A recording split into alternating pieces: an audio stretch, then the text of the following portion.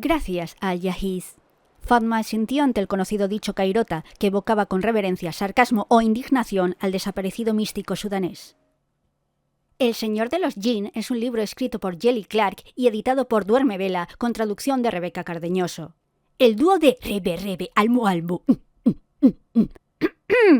ya nos había traído una novelette ambientada en este mismo universo creado por Jelly Clark con La maldición del tranvía 015. Pero en realidad esta historia no es el germen de este universo que mezcla magia y steampunk en el Cairo de principios del siglo XX, sino que lo es Muerte de un Jinn en el Cairo, que esta edición del Señor de los Jinn recoge un poco a modo de prólogo porque podemos decir que el Señor de los Jinn es una continuación de aquella. Pero, ¿de qué va el Señor de los Jinn?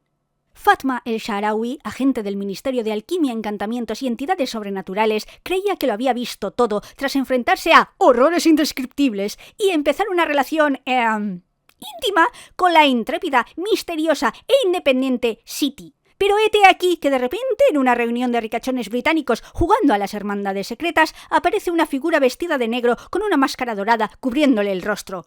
Dice ser Al-Jahiz, quien abrió un portal en las montañas del Kaz, de la que salieron, entre otros, los Jinn, y que dice haber vuelto después de años desde su desaparición. Su súbita reaparición va a remover los cimientos sociales de El Cairo, y probablemente del mundo, porque es 1912 y las potencias mundiales están en una situación que si alguien mira mal a alguien, estalla una guerra. Y Fatma se encuentra sola para intentar desentrañar todo este embrollo. Bueno, también está Siti. Y Hadia, que es la nueva compañera de Fatma. Ah, y también hay ángeles. Pero nadie se fía de esos entes. Lo principal que se puede decir del mundo creado por Jelly Clark, y con lo que estará de acuerdo todo el mundo que haya leído el libro, es que es muy guay. Es dinámico, imaginativo y divertido. Es una mezcla de fantasía y steampunk, pero también de policíaco, folclore árabe, la momia, o yo qué sé, Neon Genesis Evangelion. Y además es un mundo muy bien construido, no solo en cuanto a su lógica interna, sino en que lo sientes vivo. Es increíblemente sensorial, lo puedes oler e incluso saborear, porque, madre mía, el hambre que te entra leyendo los libros de este universo. Todo ello mostrando un Cairo verosímil y la diversidad dentro del Islam y de los países del norte de África y del Oriente Medio, dejándonos ver el folclore árabe de una forma distinta a como lo hemos solido ver en Europa, lo cual ya vemos en la primera escena de la novela, que tiene mi broma favorita. Creía que todo este tema de jinns encerrados en lámparas era literatura francesa barata. Porque claro, la primera traducción en Europa de Las Mil y Una Noches, donde aparece, entre otros, el cuento de Aladino, fue al francés en 1704, en una edición con muchos e interesados recortes que popularizó lo que se conoce como orientalismo.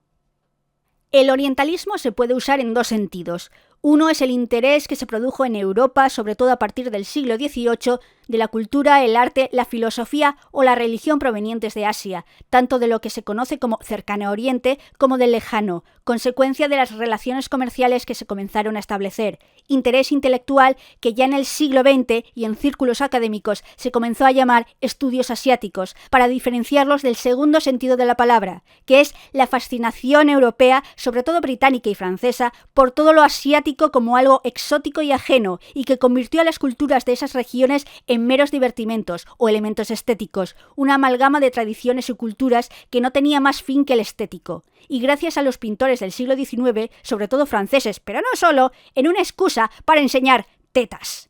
Porque los artistas europeos usaron el Oriente en una dimensión sexual para mostrar desnudos o un tipo de sensualidad prohibidos en la civilizada Europa, pero posibles en el misterioso y exótico y salvaje Oriente. Porque claro, cuando alguien nombra a Irán, lo primero que me viene a la cabeza es una mujer en tetas. Y dentro del orientalismo hubo un auge de la egiptofilia a principios del siglo XIX, un pic egiptofilia, provocada, entre otros, por uno de los mayores descubrimientos de la edad contemporánea, la piedra de Rosetta, que todo el mundo sabe la historia, pero por si hay algún despistado. Se trata del fragmento de una estela egipcia escrita en 3 idiomas en el siglo II a.C. y que fue hallada por un capitán francés en 1799. Porque claro, con Napoleón los franceses intentaron conquistar Egipto y Siria para intentar cerrarle a los británicos el camino hacia la India. Y allí los franceses, aparte de encontrarse con la piedra de Rosetta, vieron cosas como las pirámides y se fliparon mucho, y tanto en Francia como en Gran Bretaña se comenzó a tener verdadero interés por el pasado faraónico de Egipto. lo cual agudizó la ambivalente relación del propio Egipto con su pasado faraónico, porque era y es un país mayoritariamente musulmán y los faraones eran considerados dioses en una sociedad politeísta. Pero al mismo tiempo, era el pasado del país, en una época en la que se estaba solidificando el nacionalismo moderno, y los europeos impedían a los egipcios acceder a ese pasado y le robaron piezas importantes que se llevaron a sus países, porque os recuerdo que hay un pedazo de obelisco en medio de París. Y digamos que con la creación de Egipto como país moderno y luego su independencia, Egipto ha abrazado y reivindicado ese pasado que creo yo que culmina con el desfile dorado de los faraones de 2021, que es el espectáculo que montó el gobierno egipcio para celebrar el traslado de las momias que se hallaban en el Museo Egipcio de El Cairo al Museo Nacional de la Civilización Egipcia y que es una muestra top de nacionalismo. Por cierto, la banda sonora de esa ceremonia está en Spotify y la recomiendo si estáis escribiendo algo épico, porque es muy ambiental. Hay un momento que coincide con la danza de las pirámides, en el que el compositor se viene tan arriba que no sé cómo no murió de un ataque al corazón. Total, que esta curiosa relación del Egipto musulmán con su pasado politeísta también se ve reflejado en la novela, porque tras Al-Jahiz y la entrada de los jinn a nuestro mundo, los egipcios, una sociedad ya de por sí diversa, pues no solo hay musulmanes, sino también coptos y judíos, empiezan a plantearse si otras cosas consideradas leyendas no lo serán, como por ejemplo los dioses de la época faraónica, y empiezan a aparecer sectas devotas de dichos dioses, que son por ahora clandestinas, porque de nuevo, Egipto es un país mayoritariamente musulmán, y miran a estos grupos con recelo. Porque eso es lo que más me gusta de Jelly Clark, cómo de verosímil es su mundo, porque se plantea las ramificaciones de que se descubra que la magia existe en lo que hasta entonces era nuestro mundo, con nuestro desarrollo histórico hasta entonces. Por ejemplo, en su universo, Egipto es una superpotencia con grandes adelantos. ¿Hace eso que Egipto sea el paraíso? No, porque como toda superpotencia, Egipto tendría sus intereses geopolíticos. Por ejemplo, estaría en competición con el entonces en plena decadencia Imperio Otomano, lo cual también le pondría en antagonismo con el Imperio Británico, que en este nuevo universo habría perdido colonias como la India, porque Egipto no es el único país que ha descubierto la magia. Lo que nos lleva a que en este 1912 imaginario, las grandes potencias están tan a punto de una guerra como lo estuvieron en nuestro mundo, con el estallido de la Primera Guerra Mundial en 1914. Además, por muchos adelantos tecnológicos que tenga Egipto, sigue teniendo sus problemas sociales. Por ejemplo, racismo. Sí, hay prejuicios contra los individuos con piel más oscura. Irónico, dado que cualquier europeo blanco racista consideraría a una persona árabe tan inferior como una persona negra. ¡Demonios! En el siglo XIX, España se puso de moda entre los británicos porque tenía herencia musulmana, pero sin con gente que si los ingleses entrecerraban mucho los ojos, podían considerar casi blanca, la mayoría del tiempo. Pero sí, en Egipto hay racismo contra la gente de piel más oscura, como por ejemplo la procedente de Sudán, porque entre otras cosas Egipto es uno de los países árabes que participó en el comercio de esclavos, porque aquí metió mano todo Dios y su madre. No habrá amabilidad para ningún país en este canal. Todos tienen mierda. Incluso Liechtenstein. Sobre todo, Liechtenstein. ¿Qué? Total, que en Egipto se relaciona la piel oscura con la servidumbre o la esclavitud, y de hecho la novela insultan a Siti llamándola Abda, que quiere decir esclava o sirviente, y por supuesto se usa para nombrar a personas con la piel más oscura. Es cierto, en Egipto no hablamos del racismo más institucionalizado o incluso legalizado que habría en Estados Unidos en 1912, pero había racismo obvio. Y es que como novela policíaca que también es, El Señor de los Jinn analiza también la sociedad cairota. Exclusivamente cairota, lo cual lo aleja también del orientalismo esteticista europeo, que tomaba todo Oriente Medio y Norte de África como un todo homogéneo y amalgamaba culturas diferentes. En el libro de Jelly Clark nos encontramos con un Cairo en 1912, vibrante, en constante cambio, tanto tecnológico como social, donde las diversas culturas y religiones intentan convivir en una sociedad donde existen rascacielos y tranvías mágicos, pero también arrabales pobres y gente que se va quedando atrás en toda esa innovación, donde a Egipto puede que le vaya bien, pero puede que no a todos los egipcios, y donde se ha logrado el sufragio femenino y tienen países vecinos como la República Popular Revolucionaria Mahdista, en lo que hoy sería Sudán, que me fascina, porque se supone que fue creado por sufistas radicales marxistas. La fantasía de esta mezcla. Y tienen una pinta clara de ser unos talegas. Porque marxistas teóricos, macho. Para ser fascista te basta con ser un cobarde capaz de apalear junto con otras 30 personas a alguien tendido en el suelo. Pero para ser comunista necesitas licenciatura y 3 másteres porque está lleno de reparte carnets. ¿Has leído el Manifiesto Comunista y El Capital y del socialismo utópico al socialismo científico y las tesis de Abril y, yo qué sé, la refutación de Lenin a los postulados de Kautsky? ¡No! Por favor, señor, suélteme el brazo, yo solo quería tomar el Palacio de Invierno. En esa sociedad se mueve Fatma, que es, en esencia, una policía, y en esta novela le ponen una nueva compañera. Fatma es solitaria, es la agente más joven que nunca tuvo el ministerio y siempre trabaja sola. Y ahora va y le endosan una compañera jovial que contrasta con la seriedad de Fatma, que lleva hijabs, lo que contrasta con los trajes masculinos de Fatma, y que parece tener 200 primos y primas, cosa que Fatma no tiene. En otras palabras, este libro sigue el esquema de las buddy cop movies. Habéis visto una película de este género al menos una vez. Sobre todo en los 80 y los 90 fueron increíblemente populares. El esquema es muy sencillo. Un policía serio, duro, que siempre sigue las normas a rajatabla o que tiene mucha experiencia, se ve emparejado con alguien, no siempre policía, que es todo lo contrario. Utilizo el masculino genérico porque suelen ser hombres. Por ejemplo, arma letal. O arma fatal. Supercop, Hora Punta, Tango y Cash, Superdetective en Hollywood, Límite 48 horas, 2 policías rebeldes, infiltrados en clase, 2 buenos tipos, En el calor de la noche. Y sí, Jungla de Cristal. Aunque sinceramente, si queréis ver la versión más ortodoxa de este género, que parece una destilación de todas las películas del mismo jamás hechas, ved Zootopia, que en España se llamó Zootrópolis, no sé por qué. Os juro que los guionistas se vieron todas las películas buddy cop, porque no se pueden meter tantos tropos comunes por segundo. La gracia de estas películas, incluso en su versión más seria, es la contradicción de los caracteres de los protagonistas. Porque, salvo excepciones, no suelo acordarme de las tramas, que la mayor parte versan sobre atrapar a un malo genérico. En El Señor de los Jin pasa lo mismo, solo que en este caso el malo a atrapar no es un capo mafioso, un narcotraficante o un terrorista del montón, sino alguien que dice ser Al-Yahiz, la persona más importante de ese universo, quien trajo la magia que permitió, entre otros, a Egipto ser una superpotencia.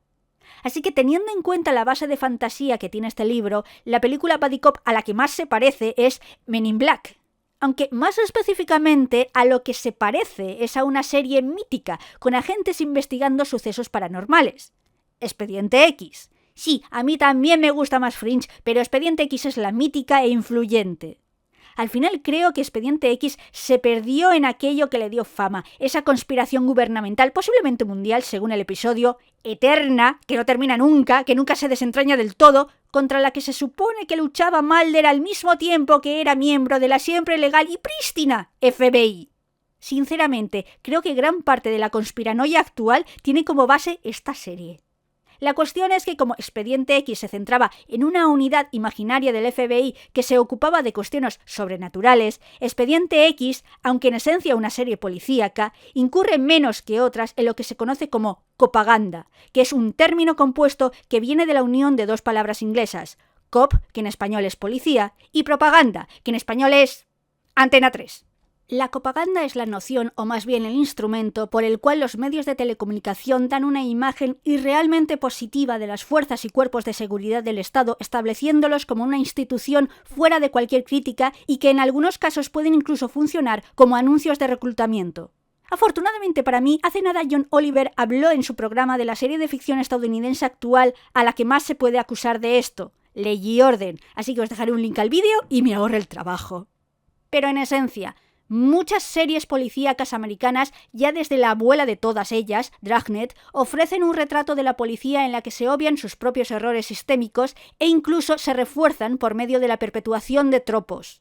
En algunas ocasiones se debe al carácter de ficción serializada, que te presenta un caso nuevo en cada episodio que se resuelve al final de dicho episodio y que da la falsa sensación de que la mayoría de los crímenes se resuelven y castigan, lo cual es falso, sobre todo en los delitos sexuales. Pero también tiene consecuencias más insidiosas, como que el hecho de que los policías protagonistas sean mayoritariamente blancos y los delincuentes miembros unidimensionales de minorías raciales perpetúan estereotipos racistas. Y sí, muchas veces también aparecen ricos que van a la cárcel, y eso también es irreal porque los blancos ricos no van a la cárcel, ¿vale? O sea, no van. Y sí, es ficción, y no hay que tomarse la ficción muy en serio, pero cuando todas las series te muestran los mismos tropos de la misma manera, quieras que no, eso permea la sociedad. Y sí, hay series que se dan cuenta o que tratan de matizar cosas, pero la copaganda es poderosa. De todas formas, si queréis propaganda bien hecha, porque una cosa no quita la otra, os recomiendo encarecidamente Delhi Crime, que es una serie india de Netflix que consta de 2 temporadas. Lo cual es curioso, porque la primera temporada es autoconclusiva y narra la investigación policial de un caso real, la violación en grupo ocurrida en Delhi en 2012, que tuvo incluso repercusión internacional y cambió las leyes indias sobre delitos sexuales. No hay nada gráfico, pero es durilla. Basada en los archivos de la policía, alaba su actuación, que en este caso es encomiable, y sí, a su modo y en el contexto indio, es propaganda como una catedral de Burgos, pero es una serie muy buena y las interpretaciones son geniales, destacando la de Shefali Shah, una de las mejores actrices indias en activo. Si queréis ver una muestra de su talento, en la cajita de descripción os dejaré el link al corto Juice, que se puede ver legalmente en YouTube. Total, hay propaganda en el caso del Señor de los Jeans.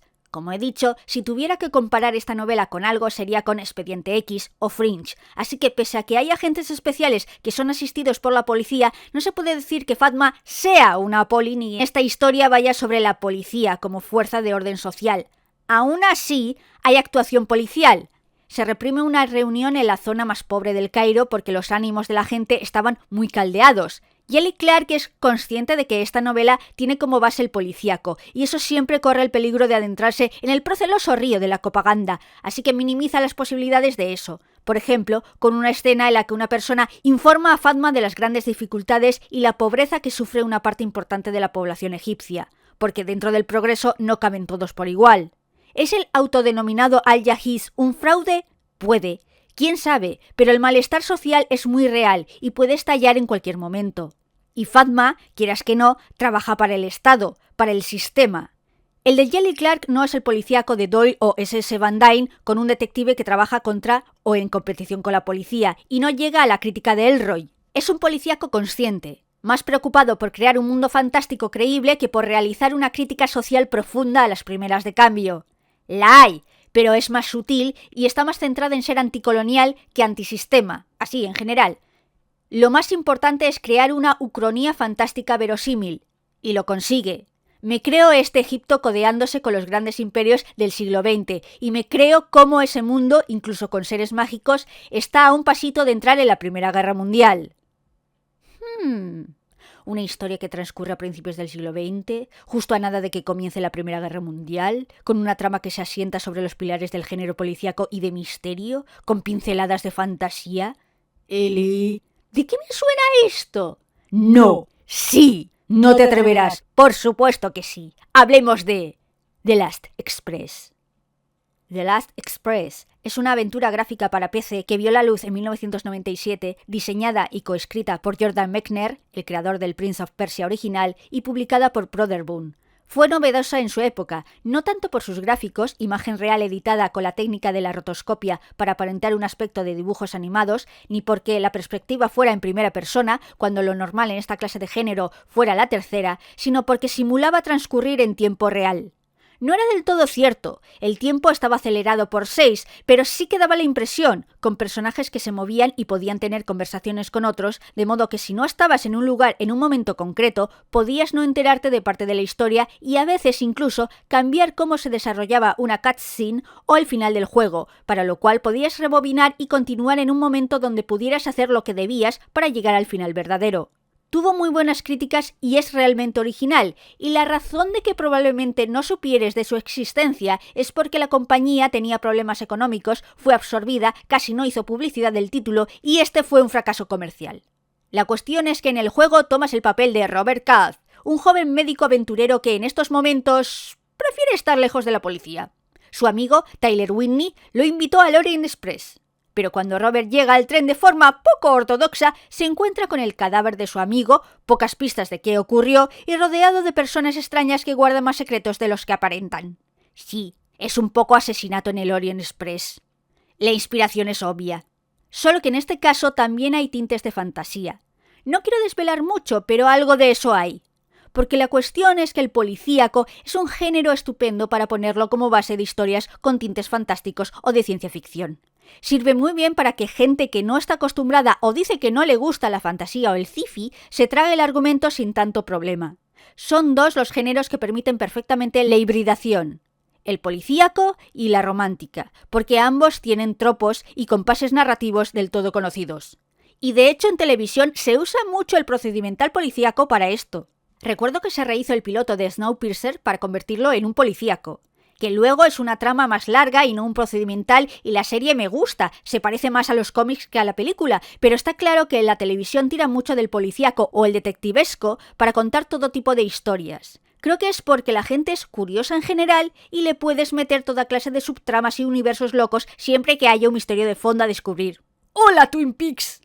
The Last Express no es en principio tan loca. En esencia es una historia detectivesca con tintes históricos por transcurrir en el famoso Orient Express a días del estallido de la Primera Guerra Mundial.